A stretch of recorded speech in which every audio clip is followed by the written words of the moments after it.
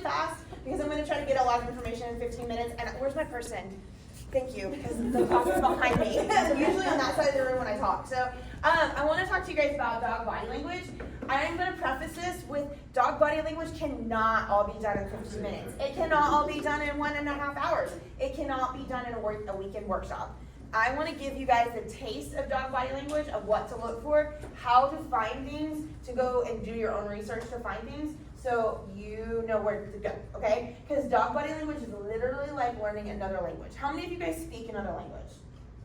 Okay. So how hard is it to like learn and transfer back and forth, right? Dog body language is the exact same way. It's a whole other language. And here's the kicker. There's many dialects. Because when it comes to the genetics of each dog and the breeds and how they were raised and how they learned and their background, their body language is completely different. They may not even know the appropriate read the book of dog body language, right? So that's what's really important, is understanding what we're looking at and then looking at it through the context of the environment, okay? So dog body language, dogs communicate, kind of like what Zach's already talked about, which this is a really good segue for deaf dogs, by the way. They communicate mostly by body language, nonverbal. They do get verbal, but usually certain breeds can be more verbal than others. And then on top of that, most of the time verbal is near the end of the communication. There's a lot of subtle body language that's going to happen before usually the verbal stuff, okay? So what happens is we are a very verbal species. That's all we do is we talk. But the thing is, we're not. We do use body language. I just feel as a society, we've screwed up our body language. This is my little soapbox, but being behind a screen all the time means that we no longer have body language, very skills, right? So we do it, we just don't know we do it. Dogs communicate mostly all in their body, and it starts with the nose all the way to the tip of their tail. So in order to understand body language, though, you have to know your dog breeds. And this is really important because even for you guys working in rescue, working in any field, we're going to see mixtures of dogs. We don't know what that breed is when they come in. We can just make an educated guess of what they are, right? Well, knowing what your breeds are out there and not just knowing what they are, like, oh, that's a hound, and oh, that's an Akita, and blah, blah, blah. Knowing the behavior of those breeds. Understanding what that body language of that certain breed looks like, and it's a lot of work, I'm not going to lie. That's why you can't fit all this in 15 minutes, okay? You have to go find out what an Akita looks like when they're happy, what an Akita looks like when they're sad, what an Akita, which is kind of all the same, what an Akita looks like when they're stressed, okay? They're a very stoic breed, okay? Very stoic breed. But you have to look at that, and that is where YouTube is your friend, okay? Don't listen to anything people say, though. Just watch, okay? Because a lot of people don't know either. So you have to look at these breeds and watch what they do, and then when you see the dogs in front of you, you have an idea. Because a hound, and I use hounds and Akitas because we have the pinprick ears dogs and we have the droopy dogs. All of them are expressing body language. It just looks very different, okay? So a hound with the big floppy ears is still going to have a lot of ear movement to tell us what's going on. It's just not as dramatic as like your shepherds and like the dogs that got the pricky ears that are all over the place, right? So all of this information is super important to understand. And when we're looking at a dog, I literally tell owners and pet professionals, look at the nose and work your way down the back. For those who don't know, I work in the vet field as well. I'm a registered veterinary technician. Working in the vet field, and I used to train veterinary technicians, same thing. I tell people, start at the nose and work your way down. If you do that every stinking time, looking at the whole body of the animal, you get a clear picture. You can do the same thing with body language, okay? So you're gonna look and see, what is their nose doing? What is their eyes doing? What is their ears doing? What is their body doing? Are they stiff? Are they loose? Are they goosey? Are they on their toes? Some dogs get up on their toes, some get down, some pick up a paw, and each dog is gonna do something different. And here's the crappy part about it, you have to read all this information within like a quarter second, okay? Because it might change the next second. So you have to get really good, and that's where observation comes in. Constantly watching dogs, and not just watching them, watching anything around them and the context. Because the environment tells you what that, or why that dog is doing what they're doing, okay? So a dog who is, let's say, yawning, licking their lips, and maybe kind of hunkered down low, and maybe what we call like looks tired in their house, is going to be completely different than a dog doing this exact same body language in a vet office, okay? In the vet office, those are all stress signals. Now, in a home, it may just be they're tired and they're hungry, right? They're licking their lips. But it's all within context. We have to look at the entire environment. So we look at the environment, we look at the dog itself, and we're reading this information. And it's telling us behavior is communication, okay? What a dog is doing tells us exactly how they feel. And a lot of it in the training world, the vet world, and the animal professional world, we look at communication sometimes as a bad thing. The growling, the snarling, the putting the teeth on us. Obviously, I don't want y'all getting bit. That is communication though, okay? And some dogs are gonna be better at being very like, hey, don't like that, hey, don't like that. The dachshund still, I know he tagged you a couple of times, right? And it was the lightest. And it was the lightest, that's all communication. Don't touch me, I don't like this, don't touch me. Obviously you want that versus the bite and hold, right? We don't want any of that. But typically, with a dog, we have what's called aggression, and we have what's called ritualized aggression. Ritualized aggression is communication. We want ritualized aggression, okay? Most dogs, and I'm just throwing a number out here, but most dogs, I'm gonna say probably 90% of dogs don't want conflict. Conflict is expensive, okay? So what expensive means is it exerts a lot of energy, they can get hurt, they don't want to put that time and energy into having aggression, okay? So when we have communication to de-escalate, that is ritualized aggression. That is saying, I don't want that, I need some space, I want that, I need you to back off. That we want that, and that looks like growling, posturing, snarling, all this subtle stuff that we see a lot of, or we as professionals see, but maybe not the general public sees. That's saying, I need space, I need this, I need whatever. What we don't want is flat out aggression, and flat out aggression is, I'm not gonna give you any warning, and I'm gonna go straight to, that's mine, I'm taking it, okay? There are specific breeds though, that were bred by humans over years and years and years to not have ritualized aggression, okay? Because their need is, like the guard dogs, a guard dog doesn't need to sit here, and certain guard dogs don't need to sit here and warn people off, right? Their job is to go and get them.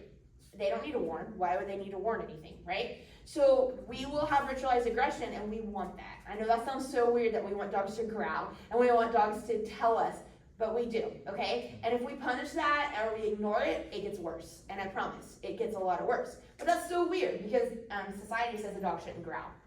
We are taking away a lot of communication from a dog when we take that away from them. So I think it's really important, the takeaways from this is body language, the entire body tells a story, okay? So we have to understand the individual, why that dog itself. We need to understand each individual part, the nose, the ears, the eyes, the body itself, the trunk, the feet, the tail, the hair. We need to look at all of that and say, what is it telling us? What is the story? We need to look at the environment so we understand context. And then we gotta keep watching because it can change just like that, right? And then we also need to understand the difference between aggression and ritualized aggression, which most people don't know what that is. So if you have these are key points for you guys to start going and looking. Use Google, look up stuff, because like I said, I cannot touch base on enough body language in this class.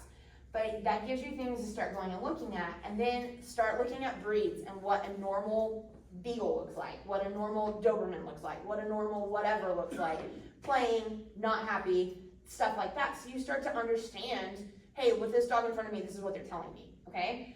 Some really good resources, I don't know if you guys are on TikTok, but there are some really good resources on TikTok, and they break apart body language. 5x5 Canine, Cat the dog trainer.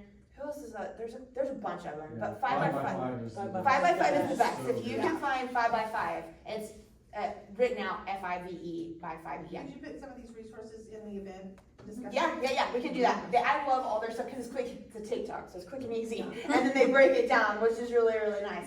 But your best thing is to start observing. Go out, research, and observe. Like, I can't even tell you everything because I can't fit everything in a certain amount of time, even if we were here all day, okay? Because that's how massive dog body language stuff is. But in order for y'all to do your job successfully, you have to understand that other language. And the thing is, dogs don't always understand our language either because we're rude. We're so rude when it comes to dog language. And so there's a lot of miscommunication, and that's why we get a lot of behavior issues. That's why we get bit. That's why we have a lot of issues with dogs, is because that communication's not there. So that is my biggest thing, is I want you guys to look at that stuff, know where to start. Because again, I got 15 minutes. So you guys are good asking questions. I want you guys to ask questions. I got one for Yeah. you. Okay. What about piloerection, the hackles going up? You know, The hackles, does it always mean aggression? nope, it does not always mean aggression. It can be insecurity, it can be conflict, meaning like, I'm kinda happy, but I'm not kinda happy, but I don't know what I'm gonna feel right now. Some dogs are gonna just be a little tiny bit, and then I have personally a few dogs that go from the tip of their nose all the way to the tip of their tail. And it just is how much fight or flight that dog is in, or how just heightened their senses are in. But it does not always mean aggressive. You need to look at the full context though. What about a wagging tail? Wagging tail is not. This is the most misconstrued, and I'm sure you guys have seen this before. There's research, and I cannot remember if it's to the left, but like it gets very specific. If a dog's wagging its tail to the left, it is not happy for sure, for sure. My rule of thumb though is if the tail, well again, we look at breeds, because there's certain breeds that are gonna wag a tail differently than other breeds. But my rule of thumb is if the tail is wagging and the body is stiff, it's a no-go. That's just like an easy, it's a no-go. I'm like, no, we're done. But if they're kind of a little loosey-goosey while they're doing it, I'm like, okay, what else we got? You know, like I'm looking at everything else. But if that tail's twitching, whether it's high, low, middle, down, and the rest of their body's stiff, it's a no-go. But we do have some dog breeds that are stiff. They're stoic, they hold still. So again, this is where you kind of have, it's not black and white. This is not a black and white situation. Yeah, that's always one I get. Yeah. Can dogs misunderstand other dogs, especially of other breeds? Oh my God, yes. So like that's a big thing too. So when it comes to all the genetics, the different breeds, so we've got the floppy-eared hounds, right? So they're floppy, floppy, floppy. Then we may have like we were talking about this, husky, Doberman, the dogs with the pricked ears. They look alert. They look just like, oh, I'm here, I'm staring at you. That is so rude to some dogs, so it catches them off guard, and they want to fight, okay? And they're like, I can't help it, yeah, it's my face. So yes, and then on top of that, okay, you get your bullies, your little bullies, bully mixes that are just goofy, happy-go-lucky, all over the place, wiggly, wiggly, and then you get your herding dogs that are like, I must control this space, right? Those are two different dog body languages, and what's happening is you've got one that's like, no, you need to calm down, you're too crazy, and then they're like, we just want to play, what's going on? And the bully's bumping into everybody, messing with everybody, and the herding dog's like, no, we don't do this, right? Even though they're communicating in the way they know how, there's miscommunication, right? So that's another good way, that's another great, not just the aggressive, but hey, you calm down. Please be calm. Yes, exactly, yeah. What other questions do you have me? Oh, go ahead and then. Yeah, okay, go. So if you're dealing with a dog that has, say, 5 or so breeds, how do you know? That's hard, because okay, so what they say is with the DNA test, if you have a DNA test, you take the highest amount and whatever is equals 30%. So if you have a dog that's like, I don't know, 29 and then the next one's like 8, you take those two kind of together, but whatever is the highest is what you're supposed to kind of go by, but that doesn't mean the dog read the book. That's the thing, you know what I'm saying? That doesn't mean that dog's gonna play. Each dog is its own individual as well on top of that. So then you just make a lot of really good educated guesses. If I may, Yeah. Kim Brophy's The Dog Key, Yes. picked out my dog's temperament. That Really? was less than the 30%, but it was exactly his temperament. Okay. So okay. that might be a reference for Yeah, we rescues can put to it in there. use. Yeah, so there's a website, it's called thedogkey.com or .org, do you know? I think it's a com. It's a com, okay. Yeah. It's .com. So the dogkey.com has got a little app on there that you can put in like information about a dog, and it'll kind of give you an estimated guess on what they are and what their temperament will be. So, and it's an algorithm. It's an algorithm, so it's always changing. And it's going to be a breed group, not a precise breed. Yeah. One thing I would recommend to everybody is the dog Meet Your Dog, or book Meet Your Dog by Kim Brophy. Read it, put it on your list, get it, read it. It's an amazing book. It'll change how you view and look at dogs. It's an easy read. It's a very fun read. It's an extremely educational read. And they have it audiobook, Kindle, and a hardback. I will recommend if you like to read and you like graphs, get the book. Meet Your Dog by Kim Brophy. It's now the book I have on my client's kit. Like, I need to get the book. Literally a part of my curriculum. It's part of my curriculum, yeah. To Do you read it, so. I have it in my car, can you go grab it? Yeah, I may have it in my, I think I have it, I've got it back here. I can grab it here. Yeah, well, it's in my laptop book if you want. I think it's in there. If not, you can grab it in yours. It's in the black thing that's up there. But yeah, it's an amazing book. So I'll bring it out so you guys can see it. Okay. So you got, what was your question, Jace? Oh, I wanted to ask, when it comes to dog on human interactions, since there is like a body structure difference? How can we as humans be more clear in communicating with dogs because of our different bodies? Do the opposite of what a human would do. I know that's like, I'm serious. Be the opposite of a human. Humans are very in your face. I'm gonna stare at you. I'm gonna like get in your face. Dogs don't want that. So lots of, hey, I'm gonna get my side. Hey, I'm gonna look at you. I'm gonna give you space. If you come in and say hi to me, I'm not gonna be like, oh my God, you're gonna let me pet you. It is a lot of hands off. Unless it's a happy-go-lucky, bouncy, wiggly dog. But here's where body language gets a little crazy. You can have some dogs that are happy, they look happy, they're bouncy, they're jumping. They are not. They are stressed the hell out. And so those dogs, actually hands off is really more helpful for them too. Even though they look like they want to be loved on, they technically don't. So yeah, being the opposite of human. Yeah, space. Honestly, just giving space and time. I think all dogs need that. Just a little bit. Yeah. Let them vote with their feet. Do what? Let them vote with their feet. Yes. Yeah. So my thing was it kind of going back to like the different breeds and miscommunications and stuff like that. And you talked about how there are certain breeds that, you know, other dogs have more of a problem with. And can you talk about the blue eye difference? Like how that kind of triggers some dogs because of the colors that they Oh, the colors, because they look Yeah. different. Well, I mean, anything that looks different. So we're going back to like even the double merle. That's not natural in the world, in the natural world. So we start getting these dogs that don't, like the double merle fluffy French bulldog. Those don't, that's a thing. That's a thing.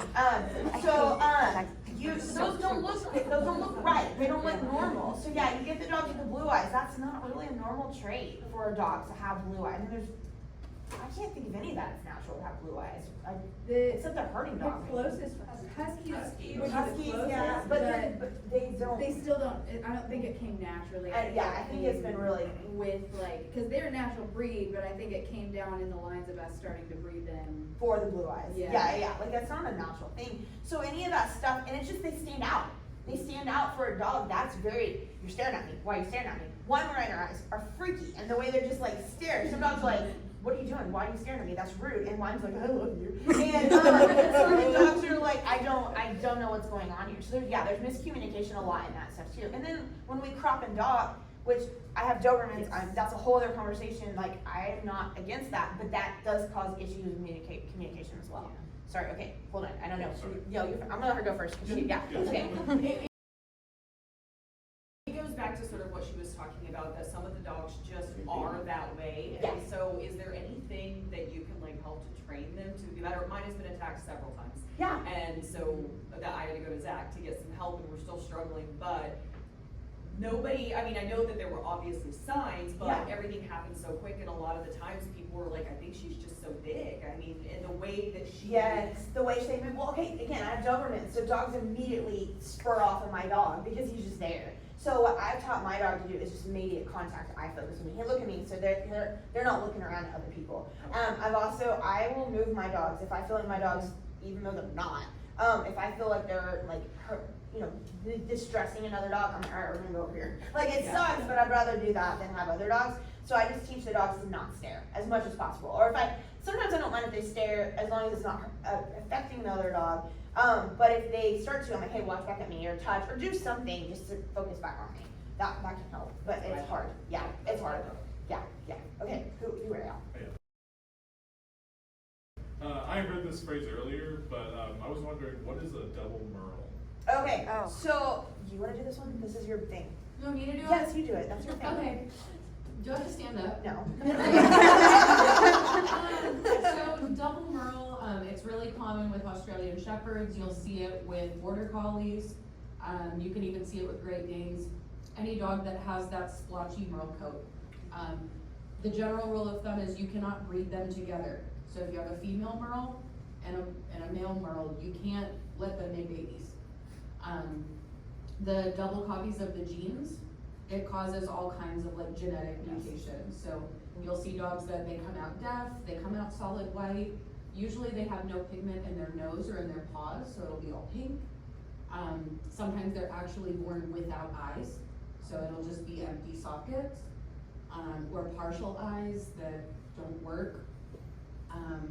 So long story short, anytime you find a double merle, it's usually gonna be a backyard bred or an OOC litter. There should be there's no reputable breeder out there that's going to deliberately They should create be, these. yeah. But yeah, it's usually accidental. They can come with temperament issues. If you Google double merle, it'll pop up all different pictures of them. And they're pretty sad, so just a warning, some of them are very Yeah. sad to look at. Yeah. In dachshunds, it's double dapple. Yeah, it's double dapple and dachshunds, and that's a big thing too. Yeah. That's a big thing. Yeah.